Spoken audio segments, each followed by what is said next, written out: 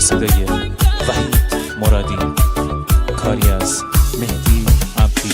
پالنگ وحشی بی من مرا دستیا کردی، یار جنگی من، شلوار پلنگی من، خالش و روزارم بر مسیا کردی، یار جنگی من، شلوار پلنگی من، حسی که به تدایمت برگی برندوه، یار جنگی من، شلوار پلنگی من، این جنگی کاتی عاشق تا که زندوه، یار جنگی من، شلوار پلنگی من. همه منطقه جنگ فقط تیر و تفنگه، رگبار فشنگه، هر خنت ساریکا داره مثل پلنگه، آماده جنگه، آماده جنگه.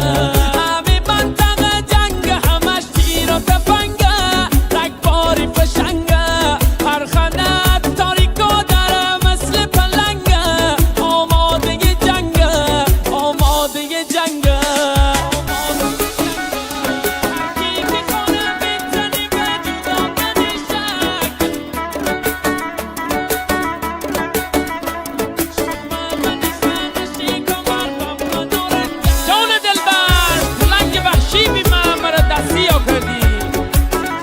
و روزارم ببر مسیح و کردی، یادش بخیر.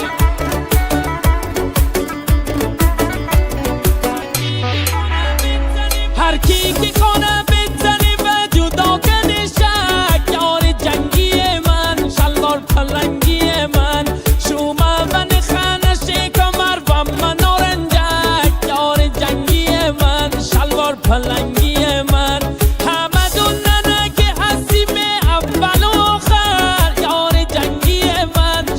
پلنگی من تسش دست رک زمان نکنی باور، یار جنگی من، شلوار پلنگی من.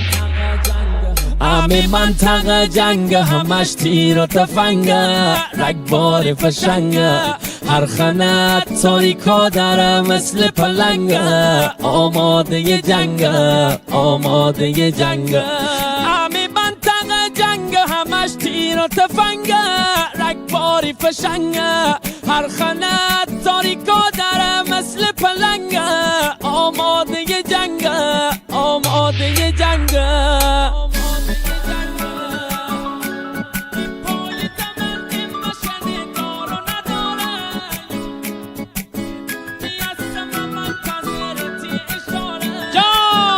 شیار جنگی دا، شلوار پلنگی دا، پای دمند مشن دار و نداره، یار جنگی من، شلوار پلنگی من، شدونی هستم منتظرتی اشاره، یار جنگی من، شلوار پلنگی من. اتارک داره به اسم غیرت خالی خوره، یار جنگی من، شلوار پلنگی من، همتی پیش بوری من قسمت تنابه داره، یار جنگی من، شلوار پلنگی من. همه منطقه جنگ فقط تیر و تفنگه، رگبار فشنگه، هر خنت تاریکا داره مثل پلنگه، آماده جنگه، آماده جنگه.